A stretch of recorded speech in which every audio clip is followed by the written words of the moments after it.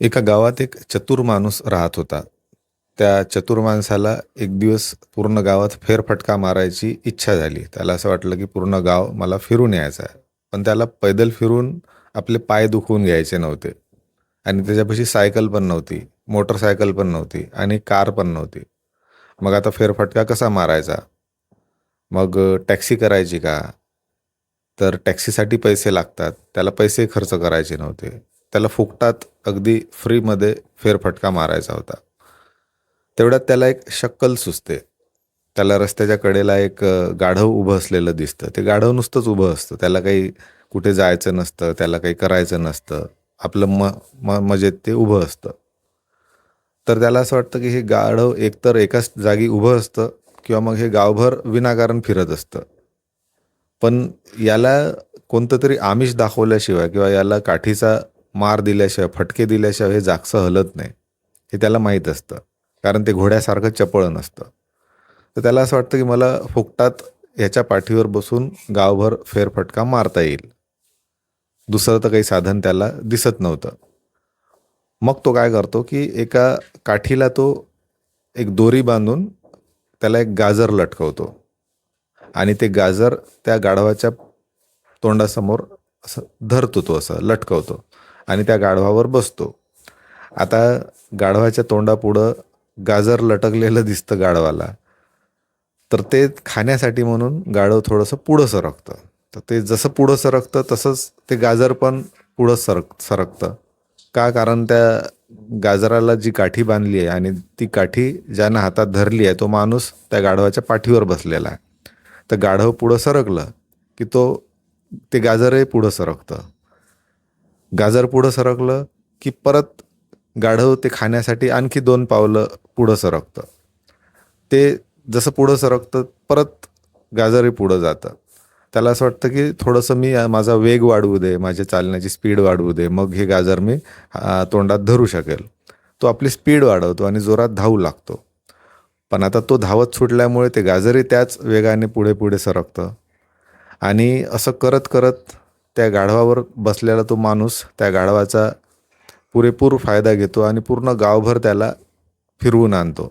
म्हणजे तो स्वतः फिरून येतो. गाढवाची तर फुकटची सैर होऊन जाते आणि त्याचे पाय दुखायला लागतात.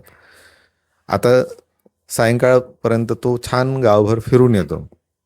सायंकाळ झाल्यावर आता गाढवाला त्यांनी ते गाजर देऊन द्यायला पाहिजे खायला. पण तो माणूस चतुर असतो. त्याला ते गाजर खर्च करायचं नसतं. कारण त्याला ते गाजर परत उद्यासाठी राखीव ठेवायचं असतं. कारण गाढवाला परत एका दुसऱ्या गावात त्याला घेऊन जायचं असतं. त्याला गाजर खायला देतच नाही तो. तर ह्या कथेतून मला काय सुचवायचं आहे, जे समजदार लोक आहेत ते समजले असतील. असाच एक चतुर माणूस तिथे पुण्यात बसलेला आहे आणि त्याच्यापाशी एक नाही, त्याच्यापाशी आता हजारो, लाखो गाढवं आहेत. त्या गाढवांच्या पाठीवर बसून तो गेल्या 25-30 वर्षांपासून फेरफटका मारतोय, मौज करतोय. त्या गाढवांच्या जीवावर त्यांनी खूप मोठं आश्रम बांधलं. त्या गाढवांच्या जीवावर त्यांनी आपले पुस्तकं प्रकाशित करून त्या पुस्तकांवर तो महिन्याला लाखो करोडो रुपये रॉयल्टी कमवतो आहे.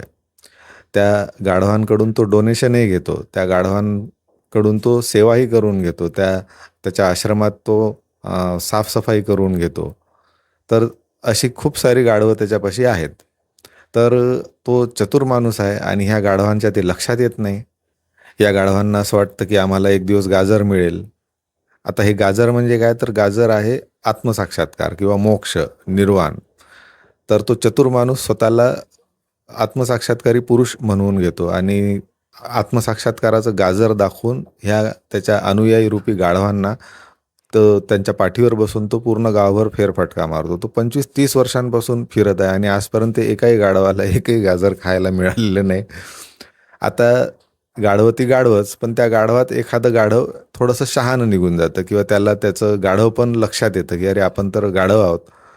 तर असं एखादं गाढव मग जागं होतं आणि त्याला असं वाटतं की आपण यातून बाहेर पडलं पाहिजे. आता ह्या गाजराच्या आमिषाला आपण बळी नाही पडलं पाहिजे. तर ते गाढव थोडंसं शहाणं होतं आणि ते इतर गाढवांना मग सांगायचा प्रयत्न करतं की अरे आपण आधीच गाढव आहोत आणि त्यात हा आपल्या गाढवपणाचा हा चतुर माणूस फायदा घेतोय. आपल्या पाठीवर बसून गेल्या 25-30 वर्षांपासून फेरफटका मारतोय. तर आपण याला फुकटची राईड देतोय. तर तुम्ही जागे व्हा.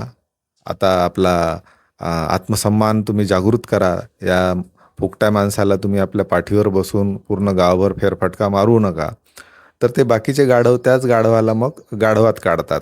त्याला म्हणतात, तू गाढव आहेस, आम्ही शहाणे आहोत, तू मूर्ख आहेस आणि तू रस्ता भटकला आहे, तुला आपल्या मालकावर विश्वास नाही. अरे तो तुमचा मालक कधी झाला? तो तुमचा मालक नव्हता. तुम्ही आधी सैराट होतात, तुम्ही आधी मोकाट होता, तुम्ही आधी स्वतंत्र होता आणि नंतर तो आला आणि तुमच्या पाठीवर बसला आणि त्याने तुम्हाला असा फक्त भासवण्याचा प्रयत्न केला की तो तुमचा मालक आहे. तो तुमचा मालक नाही, तो तुमचा उपयोग करतोय. तो तुमच्या पाठीवर बसून पूर्ण गावभर फेरफटका मारतोय. त्याला फुकटची राईड हवी होती आणि तो ती मिळवतोय. तर तुम्ही त्याला आपला मालक समजून बसलात. तर हा मग शहाणा झालेला गाढव थोडासा त्यांना सांगण्याचा प्रयत्न करतो. पण आता त्यात जी शहाणी गाढवं असतात 2-4, तर त्यांना त्या एका गाढवाची गोष्ट पटायला लागते आणि मग ते त्याला साथ देतात. पण अशा गाढवांची संख्या फार कमी असते. मॅक्झिमम गाढवं जे असतात, बहुतांशी गाढवं जी असतात, तर ती त्या मालकाच्या पूर्ण ब्रेनवॉशमध्ये अधीन झालेले असतात. त्याला ते आहारी गेलेले असतात. त्याच्यामुळे त्यांना जागं करणं हे खूप चॅलेंजिंग काम असतं.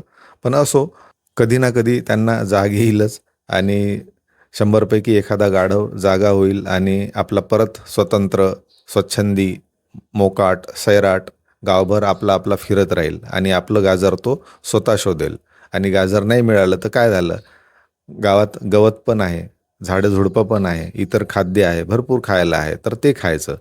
गाजरातच काही पडलेलं नाही आहे, तर ते लटकवलेलं गाजराच्या मागं धावणं बंद करा, असं तो गाढव इतर गाढवांना सांगतो. आता बघूयात किती गाढवं शहाणी होतात ते.